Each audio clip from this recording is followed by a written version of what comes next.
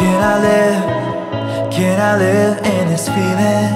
Can we stop time? Just for a moment, so I can hold it. My jsme začali v roce 2019 tady v Polné s tím, že jsme založili školu plně organizovanou. Měli jsme v ní 14 dětí od 1. do 9. třídy. Byli jsme v náhradních prostorách, ale už v tu dobu jsme věděli, že tady chceme vybudovat něco jako jedinečného a chceme tady postavit kampus.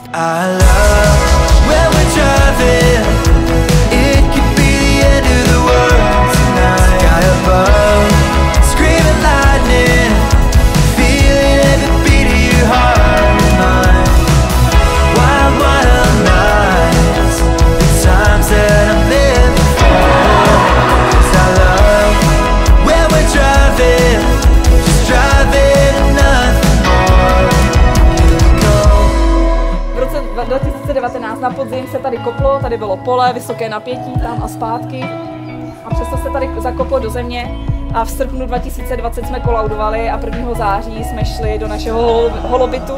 Neměli jsme ani lavice, ale měli jsme velké nadšení a měli jsme 14 dětí, byl covidový rok a během toho 1. roku jsme přijali 45 dětí.